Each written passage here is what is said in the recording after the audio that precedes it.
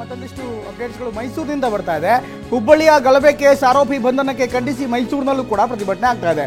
ಆರೋಪಿ ಶ್ರೀಕಾಂತ್ ಬಂಧನಕ್ಕೆ ಮೈಸೂರಿನಲ್ಲಿ ಪ್ರತಿಭಟನೆ, ಈಗ ಬಿಜೆಪಿ ಕಾರ್ಯಕರ್ತನ ಪ್ರತಿಭಟನೆ ಆಗ್ತಾ ಇದೆ. ಮೈಸೂರಿನಲ್ಲಿ ಕರಸೇವಕರಿಂದ ನಮ್ಮನ್ನೂ ಬಂಧಿಸಿ ಎನ್ನುವಂಥ ಅಭಿಯಾನವನ್ನು ಆರಂಭ ಮಾಡಿದ್ದಾರೆ. ಇನ್ನು ಕರಸೇವೆಯಲ್ಲಿ ಭಾಗಿಯಾದ ಮುಖಂಡರಿಂದ ಈ ಅಭಿಯಾನ ಹಿಂದೆ 92ರಲ್ಲಿ ಯಾರು ಕರಸೇವೆಗೆ ಹೋಗಿದ್ರು ಅವರೆಲ್ಲರೂ ಕೂಡ ಈಗ ಹೋರಾಟದ ಫೋಟೋ ತೋರಿಸಿ ಅಭಿಯಾನವನ್ನು ಮಾಡ್ತಿದ್ದಾರೆ. ಈಗ ನಮ್ಮನ್ನು ಬಂಧಿಸಿ ಎನ್ನುವಂಥ ಅಭಿಯಾನವನ್ನು ಕರಸೇವಕರು ಮಾಡ್ತಾ ಇದ್ದಾರೆ. ಕರಸೇವೆಯಲ್ಲಿ ಭಾಗಿಯಾದಂಥ ಬಿಜೆಪಿ ನಾಯಕರಿಂದ ಪ್ರತಿಭಟನೆ ಮಾಡ್ತಿದ್ದಾರೆ. ಇನ್ಫ್ಯಾಕ್ಟ್ ರಾಜ್ಯಾದ್ಯಂತ ಪ್ರತಿಭಟನೆಗೆ ಕರೆ ಕೊಟ್ಟಿರುವಂಥ ಹಿನ್ನೆಲೆಯಲ್ಲಿ ಈಗ ಎಲ್ಲೆಡೆಯಲ್ಲೂ ಕೂಡ ಹೋರಾಟವನ್ನು ಮಾಡೋದಕ್ಕೆ ಬಿಜೆಪಿ ಕಾರ್ಯಕರ್ತರು ನಿರ್ಧಾರ ಮಾಡಿದ್ದಾರೆ. ಅವ್ರ ಜೊತೆಗೆ ಆ ಸಂದರ್ಭದಲ್ಲಿ ಯಾರ್ಯಾರು ಅಯೋಧ್ಯೆಗೆ ಹೋಗಿದ್ರು ಅವರೆಲ್ಲರೂ ಕೂಡ ಸೇರಿ ಪ್ರತಿಭಟನೆಯನ್ನು ಮಾಡ್ತಾ ಇದ್ದಾರೆ. ಒಟ್ಟಿನಲ್ಲಿ ಈ ಒಂದು ಪ್ರಕರಣ ಇದೆ, ಹುಬ್ಬಳ್ಳಿಯಲ್ಲಿ ಶ್ರೀಕಾಂತ್ ಪೂಜಾರಿ ಬಂಧನ ಪ್ರಕರಣ ಇದೆ. ಇದು ರಾಜಕೀಯವಾಗಿ ಹೊಸ ತಿರುವನ್ನು ಪಡೆದುಕೊಂಡಿದೆ. ಇದನ್ನೇ ಮುಂದಿಟ್ಟುಕೊಂಡು ಈಗ ರಾಜ್ಯಾದ್ಯಂತ ಹೋರಾಟ ಮಾಡೋದಕ್ಕೆ ಬಿಜೆಪಿ ನಿರ್ಧಾರ ಮಾಡಿದೆ.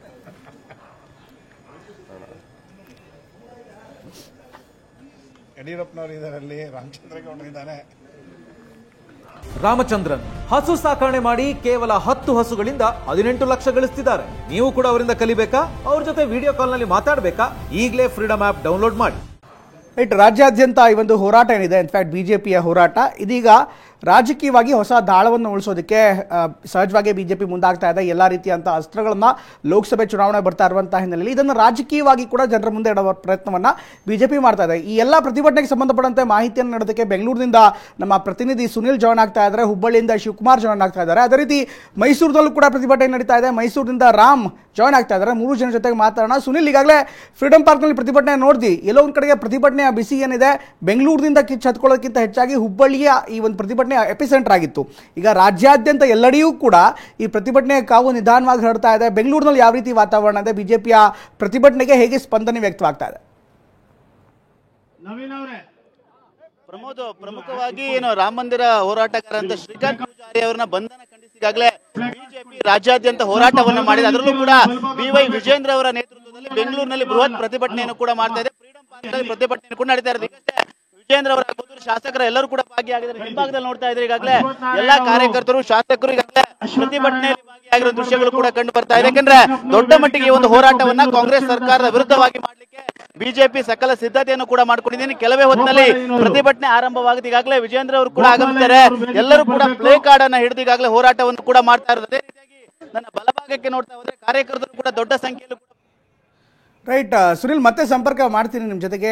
ಸಾಧ್ಯತೆ ಆಗ್ತಾ ಇಲ್ಲ, ಆಡಿಯೋ ಸರಿಯಾಗಿ ಬರ್ತಾ ಇಲ್ಲ. ಇದ್ರ ಜೊತೆಗೆ ಇನ್ನು ಮೈಸೂರಿನಿಂದ ರಾಮ್ ಕೂಡ ಜಾಯ್ನ್ ಆಗ್ತಿದ್ದಾರೆ. ರಾಮ್, ಈಗಾಗಲೇ ಮೈಸೂರಿನ ಬಿಜೆಪಿಯ ನಾಯಕರು, ಬಿಜೆಪಿಯ ಅನೇಕ ಬೆಂಬಲಿಗರು ಕೂಡ ಹುಬ್ಬಳ್ಳಿಯ ಪ್ರತಿಭಟನೆಗೆ ಬೆಂಬಲವಾಗಿ ಒಂದು ಹೊಸ ಅಭಿಯಾನವನ್ನು ಮಾಡ್ತಾ ಇದ್ದಾರೆ. ಇವತ್ತು ಆ ಪ್ರತಿಭಟನೆ ಯಾವ ಸ್ವರೂಪ ಇದೆ? ಮುಂದಿನ ದಿನಗಳಲ್ಲಿ ಈ ಪ್ರತಿಭಟನೆ ಚುನಾವಣಾ ವಿಚಾರವಾಗೂ ಕೂಡ ಸಾಕಷ್ಟು ಮುನ್ನೆಲೆಗೆ ಬರುವಂಥ ಸಾಧ್ಯತೆ ಇದೆ. ಹೇಗಿದೆ ಮೈಸೂರಿನ ವಾತಾವರಣ? ಪ್ರಮೋದ್, ಖಂಡಿತವಾಗಿಯೂ ರಾಜ್ಯಾದ್ಯಂತ ಏನು ಬಿಜೆಪಿ ಪ್ರತಿಭಟನೆಗೆ ಕರೆ ನೀಡಿದೆ, ಮೈಸೂರಿನಲ್ಲಿ ವಿಶೇಷವಾದಂತಹ ಅಭಿಯಾನ ನಡೀತಾ ಇದೆ. ನೀವು ನೋಡ್ತಾ ಇರಬಹುದು, ಮೈಸೂರಿನ ಗಾಂಧಿ ವೃತ್ತದಲ್ಲಿ ಬಿಜೆಪಿ ಕಾರ್ಯಕರ್ತರು ಈಗಾಗಲೇ ಜಮಾಯಿಸಿದ್ದಾರೆ. ಅವರೆಲ್ಲರೂ ಹೊಸದಾದಂತಹ ಒಂದು ಅಭಿಯಾನವನ್ನು ಆರಂಭಿಸಿದ್ದಾರೆ. ಅಂದ್ರೆ ನನ್ನನ್ನು ಬಂಧಿಸಿ ಅಂತೇಳಿ. ಪ್ರಮುಖವಾಗಿ 1992ರಲ್ಲಿ ಕರಸೇವಕರಾಗಿದ್ದವರ ವಿರುದ್ಧ ಏನು ಒಂದು ಪ್ರತಿಭಟನೆಯನ್ನು ಮಾಡಿದ್ರು, ಅವರ ವಿರುದ್ಧ ಪ್ರಕರಣವನ್ನ ಮತ್ತೆ ರೀಓಪನ್ ಮಾಡಲಾಗಿದೆ. ಹೀಗಾಗಿ 92ರಲ್ಲಿ ನಾವು ಸಹ ಆ ಒಂದು ಕರಸೇವೆಯಲ್ಲಿ ಭಾಗವಹಿಸಿದ್ದು.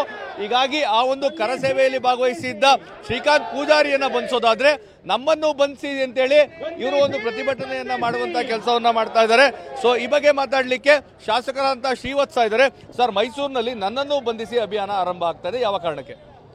ಏನು ಮೊನ್ನೆ ನಡೆದಂಥ ಘಟನೆ ಏನು ಶ್ರೀಕಾಂತ್ ಪೂಜಾರಿ ಅವ್ರದ್ದು ನಡೀತಾ ಇದೆ, ಶ್ರೀಕಾಂತ್ ಪೂಜಾರಿ ಅವರನ್ನು ಬಂಧನವನ್ನು ಏನು ಮಾಡಿದ್ದಾರೆ, 31 ವರ್ಷದ ಹಳೆ ಪ್ರಕರಣವನ್ನು ಕೆದಕಿ ಆ ರೀತಿಯಲ್ಲಿ ಯಾರೆಲ್ಲ ಕರಸೇವಕರಾಗಿ ನಾವು ಹೋಗಿದ್ವಿ 92ನೇ ಇಸ್ವಿಯಿಂದ ನಾವೆಲ್ಲರೂ ರೆಡಿ ಇದ್ದೀವಿ.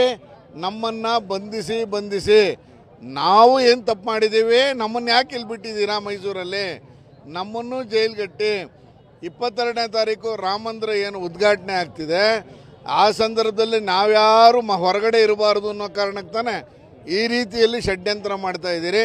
ಆ ರೀತಿಗೋಸ್ಕರ ನಮ್ಮನ್ನು ಬಂಧಿಸಿ ಅನ್ನುವಂಥ ಚಳವಳಿಯನ್ನು ನಾವು ತಂಬ್ಕೊತಾ ಇದ್ದೀವಿ. ಹೌದು, 92 ಡಿಸೆಂಬರ್ ಅಯೋಧ್ಯೆಯ ಕರೆಸೇವೆಯಲ್ಲಿ ನಾನು ಭಾಗವಹಿಸಿದ್ದೆ. ಇದರ ನಾನು ಫೋಟೋವನ್ನು ಕೊಡ್ತಾ ಇದ್ದೀನಿ. ನನ್ನನ್ನು ಬಂಧಿಸಿ ಸಿದ್ದರಾಮಯ್ಯನವರೇ, ನಿಮಗೆ ತುಷ್ಟೀಕರಣ ಬೇಕು, ಹಿಂದುತ್ವ ಬೇಕಿಲ್ಲ, ಹಿಂದೂಗಳ ಏನು ಈ ರಾಜ್ಯದಲ್ಲಿ ಇರೋದು ನಿಮಗೆ ಬೇಕಿಲ್ಲ, ನೀವು ನಮ್ಮನ್ನು ಬಂಧಿಸಿ. ನಾನು 92ರಲ್ಲಿ ಅಯೋಧ್ಯೆಯಲ್ಲಿ ಹೋಗಿದ್ದೀನಿ, ದಾಖಲೆಯನ್ನು ಕೊಡ್ತಾ ಇದ್ದೀನಿ, ನನ್ನನ್ನು ಬಂಧಿಸಿ. ಸರ್, ಈಗ ಸಮಸ್ತ ಹಿಂದೂ ಕಾರ್ಯಕರ್ತರನ್ನ ನೀವು ಬಂಧಿಸೋದೇ ಆದರೆ ಅಂದರೆ ನೀವು ಕರಸೇವಕರನ್ನು ಬಂಧಿಸೋದು ಅಂದರೆ ಹಿಂದೂ ಕಾರ್ಯಕರ್ತರನ್ನು ಬಂಧಿಸಿದ ರೀತಿಯಲ್ಲಿ ಬಹುಸಂಖ್ಯಾತರು ಇರ್ತಕ್ಕಂಥ ಹಿಂದೂಗಳನ್ನ ನೀವು ಬಂಧಿಸೋದು ನಿಟ್ಟಿಲ್ಲ ಆದರೆ ನೀವು ತುಷ್ಟೀಕರಣ ಮಾಡ್ತಾ ಇದ್ದೀರಾ. ಈ ಕಾಂಗ್ರೆಸ್ನವ್ರಿಗೆ, ಅದರಲ್ಲೂ ಸಿದ್ದರಾಮಯ್ಯವರು, ಡಿ ಕೆ ಶಿವಕುಮಾರ್ ಅವ್ರಿಗೆ ರಾತ್ರಿಯಲ್ಲೂ ಕನಸಿನಲ್ಲೂ ಕೂಡ ಶ್ರೀರಾಮ, ಹನುಮಂತ, ಲಕ್ಷ್ಮಣನೇ, ಸೀತಾಮಾತೆನೇ ಕಾಣ್ತಿರೋದ್ರಿಂದ ದಯಮಾಡಿ ಇಲ್ಲಿರ್ತಕ್ಕಂಥ ಎಲ್ಲ ಈ ಕಾರ್ಯಕರ್ತರು ಬಂಧಿಸಬೇಕು. ನೀವು ಬಂಧಿಸಿ ನಿಮ್ಮ ಧೈರ್ಯ ನಿಮ್ಮನ್ನ ಮೆಚ್ಚುತ್ತೀವಿ ನಾವಾಗ. ಪ್ರಮೋದ್, ಇದು ಮೈಸೂರಿನ ಬಿಜೆಪಿಯ ಮುಖಂಡರು, ಕಾರ್ಯಕರ್ತರ ಮಾತುಗಳು. ರಾಜ್ಯಾದ್ಯಂತ ಏನು ಪ್ರತಿಭಟನೆ ಆಗ್ತದೆ, ಮೈಸೂರಿನಲ್ಲಿ ಮಾತ್ರ ನನ್ನನ್ನು ಬಂಧಿಸಿ, ನಾವು ಕರಸೇವಕರಾಗಿ 1992ರಲ್ಲಿ ಇದ್ದು ನಮ್ಮನ್ನು ಜೈಲಿಗೆ ಕಳಿಸಿ ಅನ್ನೋ ಅಭಿಯಾನವನ್ನು ಆರಂಭಿಸಿದ್ದಾರೆ. ಪ್ರಮೋದ್, ಓಕೆ ರಾಮ್, ಇದು ಮೈಸೂರಿನಿಂದ ಕಂಡುಬರ್ತಾ ಇರುವಂತಹ ರೇಷನ್. ಹುಬ್ಬಳ್ಳಿ ಇಡೀ ಪ್ರತಿಭಟನೆಯ ಕೇಂದ್ರ ಬಿಂದು ಅಂದ್ರೆ ಅದು ಹುಬ್ಬಳ್ಳಿ ಯಾವ ರೀತಿ ಪ್ರತಿಭಟನೆ ಆಗ್ತಾ ಇದೆ, ಯಾಕಂದ್ರೆ ಇವತ್ತು ಹುಬ್ಬಳ್ಳಿಯ ಸಂಪೂರ್ಣವಾದಂತಹ ನಗರವನ್ನ ಭಾರಿ ಬಂದೋಬಸ್ತ್ ಮಾಡಲಾಗ್ತಾ ಇದೆ. ಇನ್ನು ಪ್ರತಿಭಟನೆ ತಯಾರಿಯ ಜೋರಾಗಿ ಮಾಡ್ತಾ ಇದೆ ಬಿಜೆಪಿ. ಇದ್ರ ಜೊತೆಗೆ ಅಷ್ಟೇ ಅಗ್ರೆಸಿವ್ ಆಗಿ ಹೋರಾಟವನ್ನು ಮಾಡೋದಕ್ಕೆ ಬಿಜೆಪಿ ಕೂಡ ಮುಂದಾಗ್ತಾ ಇದೆ. ಶಿವಕುಮಾರ್ ಪತ್ತಾರ್ ಈಗಾಗಲೇ ಜಾಯ್ನ್ ಆಗಿದೆ. ಶಿವು, ಯಾವ ರೀತಿ ಪ್ರತಿಭಟನೆ ಕಾವಲ್ಲಿ ಏರ್ತಾ ಇದೆ, ಜೊತೆಗೆ ಯಾವಾಗಲೂ ಕೂಡ ಪ್ರತಿಭಟನೆ ಅಂತ ವಿಚಾರ ಬಂದಾಗ, ಹಿಂದುತ್ವದ ವಿಚಾರ ಬಂದಾಗ, ರಾಮ ಜನ್ಮಭೂಮಿ ವಿಚಾರ ಬಂದಾಗ ಹುಬ್ಬಳ್ಳಿ ತುಂಬಾ ದೊಡ್ಡ ಪ್ರಮಾಣದಲ್ಲಿ ಸ್ಪಂದನೆ ಸಿಕ್ಕಿತ್ತು. ಇವತ್ತಿನ ಪ್ರತಿಭಟನೆಗೆ ಹುಬ್ಬಳ್ಳಿಯಲ್ಲಿ ಯಾವ ರೀತಿ ಪ್ರತಿಕ್ರಿಯೆ ವ್ಯಕ್ತವಾಗ್ತಾ ಇದೆ? ಪ್ರಮೋದ್, ಇವತ್ತಿನ ಇಡೀ ಪ್ರತಿಭಟನೆಗೆ ಹುಬ್ಬಳ್ಳಿಯ ಒಂದು ಕೇಂದ್ರ ಬಿಂದು. ಈ ಒಂದು ಹುಬ್ಬಳ್ಳಿ ಶ್ರೀಕಾಂತ್ ಪೂಜಾರಿ ಬಂಧನ ಯಾವಾಗ ಆಗುತ್ತೆ ಅದನ್ನ ಖಂಡಿಸಿ ಇವತ್ತು ಇಡೀ ರಾಜ್ಯಾದ್ಯಂತ ಬಿಜೆಪಿ ಪ್ರತಿಭಟನೆಗೆ ಕರೆದುಕೊಟ್ಟಿದೆ. ಅದರಂತೆ ಹುಬ್ಬಳ್ಳಿ ಶಹರ ಪೊಲೀಸ್ ಠಾಣೆ ಮುಂಭಾಗದಲ್ಲಿ ಈಗಾಗಲೇ ಬಿಜೆಪಿ ಕಾರ್ಯಕರ್ತರು ಪ್ರತಿಭಟನೆಯನ್ನು ಹಮ್ಮಿಕೊಂಡಿದ್ದಾರೆ. ನಾನು ನಿಮಗೆ ದೃಶ್ಯಗಳಲ್ಲಿ ತೋರಿಸ್ತೀನಿ. ಆರ್ ಅಶೋಕ್ ಬರುವ ಮುನ್ನವೇ ಈಗಾಗಲೇ ಇಲ್ಲಿ ಬಿಜೆಪಿ ಕಾರ್ಯಕರ್ತರು ಪ್ರತಿಭಟನೆ ಹಮ್ಮಿಕೊಂಡಿದ್ದು, ಹಿಂದೂ ವಿರೋಧಿ ಕಾಂಗ್ರೆಸ್ ಸರ್ಕಾರಕ್ಕೆ ಧಿಕ್ಕಾರ, ದ್ವೇಷ ರಾಜಕಾರಣ ಮಾಡುತ್ತಿರುವ ಕಾಂಗ್ರೆಸ್ ಸರ್ಕಾರಕ್ಕೆ ಧಿಕ್ಕಾರ ಅಂತೇಳಿ ಇಲ್ಲಿ ಘೋಷಣೆಯನ್ನು ಕೂಗ್ತಕ್ಕಂಥದ್ದು. ಇವತ್ತು 11:30ಗೆ ಆರ್ ಅಶೋಕ್ ಅವರ ನೇತೃತ್ವದಲ್ಲಿ ಇದೇ ವೇದಿಕೆಯಲ್ಲಿ ಪ್ರತಿಭಟನೆ ಇತ್ತು. ಆದ್ರೆ ಆರ್ ಅಶೋಕ್ ಬರುವ ಮುನ್ನವೇ ಇಲ್ಲಿರ್ತಕ್ಕಂತಹ ಬಿಜೆಪಿ ಕಾರ್ಯಕರ್ತರು ಪ್ರತಿಭಟನೆಯನ್ನು ಹಮ್ಮಿಕೊಂಡಿದ್ದಾರೆ. ಹುಬ್ಬಳ್ಳಿ ಅಂದ್ರೆ ಇದು ಒಂದು ಹಿಂದುತ್ವದ ಬೇಸ್. ಇಲ್ಲಿ ಹಿಂದುತ್ವ ಬಹಳ ಸ್ಟ್ರಾಂಗ್ ಇದೆ. ಜೊತೆಗೆ ಈ ಯಾವಾಗಲೂ ಪ್ರತಿಭಟನೆಗಳ ವಿಷಯಕ್ಕೆ ಬಂದಾಗ ಹುಬ್ಬಳ್ಳಿ ಬಾರಿ ಈ ಒಂದು ಹಿಂದುತ್ವದಕ್ಕೆ ಒಂದು ಪ್ರಮುಖ ಅಸ್ತ್ರವಾಗುತ್ತೆ. ಇವತ್ತು ಕೂಡ ಶ್ರೀಕಾಂತ್ ಅವರ ಬಂಧನ ಏನಿದೆ ಇದನ್ನೇ ಬಿಜೆಪಿ ಅಸ್ತ್ರವಾಗಿಟ್ಕೊಂಡು ಇವತ್ತು ಹೋರಾಟವನ್ನ ಮಾಡ್ತಿದೆ. ನೀವು ದೃಶ್ಯಗಳು ನೋಡ್ತಿರ್ಬೋದು. ಈಗಾಗಲೇ ವೇದಿಕೆಯ ಮೇಲೆ ಬಿಜೆಪಿ ಕಾರ್ಯಕರ್ತರು ಸಾಕಷ್ಟು ಜನ ಇಲ್ಲಿ ಪ್ರತಿಭಟನೆಯನ್ನು ಹಮ್ಮಿಕೊಂಡಿರ್ತಕ್ಕಂಥದ್ದು ಮತ್ತು ವೇದಿಕೆಯ ಬಲಭಾಗದಲ್ಲೂ ಕೂಡ ರಾಮನವನ್ನು ಫೋಟೋವನ್ನು ಹಾಕಿದ್ದಾರೆ. ಈಗಾಗಲೇ ಇಲ್ಲಿ ಬಿಜೆಪಿಯ ಕಾರ್ಯಕರ್ತರು ಬಂದು ಸರ್ಕಾರದ ವಿರುದ್ಧ ಧಿಕ್ಕಾರವನ್ನು ಕೂಗ್ತಿದ್ದಾರೆ. ಇದಕ್ಕೆ ಪೂರಕವೆಂಬಂತೆ ಪೊಲೀಸರು ಕೂಡ ಸಾಕಷ್ಟು ಬಿಗಿ ಬಂದೋಬಸ್ತನ್ನ ಹಾಕಿಕೊಂಡಿದ್ದು ದೃಶ್ಯಗಳಲ್ಲಿ ನೋಡ್ತಿರಬಹುದು.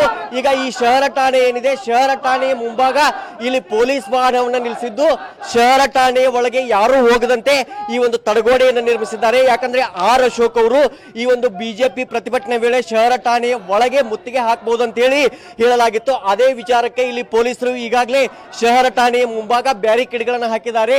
ಈ ಆರ್ ಅಶೋಕ್ ಅವರು ಇನ್ನೇನು ಕೆಲವೇ ಕ್ಷಣಗಳಲ್ಲಿ ಈ ಪ್ರತಿಭಟನೆಗೆ ಭಾಗಿಯಾಗ್ತಾರೆ. ಅವರು ಬರೋ ಮುಂಚೆನೆ ಇಲ್ಲಿ ಸಾಕಷ್ಟು ಬಿಜೆಪಿ ಕಾರ್ಯಕರ್ತರು ಹೋರಾಟವನ್ನ ಮಾಡ್ತಿದ್ದಾರೆ. ಈ ಒಂದು ಹುಬ್ಬಳ್ಳಿಯಲ್ಲಿ ಈಗಾಗಲೇ ಈ ಒಂದು ಪ್ರತಿಭಟನೆಯ ಕಾವು ಸಾಕಷ್ಟು ಜೋರಾಗಿದೆ. ಪ್ರಮೋದ್, ಓಕೆ, ಧನ್ಯವಾದ ಶಿವಕುಮಾರ್ ಎಲ್ಲ ಮಾಹಿತಿಗೋಸ್ಕರ. ಒಟ್ಟಿನಲ್ಲಿ ಈ ಒಂದು ಸಂಪೂರ್ಣ ಪ್ರತಿಭಟನೆಯಿಂದ ಬಿಜೆಪಿ ನೇತೃತ್ವದ ಪ್ರತಿಭಟನೆ ಏನಿದೆ ಇದು ಹೊಸ ತಿರುವನ್ನ ಪಡ್ಕೊಳ್ತಾ ಇದೆ. ಅತ್ಯಂತ ಅಗ್ರೆಸಿವ್ ಆಗಿ ಸರ್ಕಾರದ ವಿರುದ್ಧ ಹೋಗೋದಕ್ಕೆ ಮುಂದಾಗ್ತಾ ಇದೆ.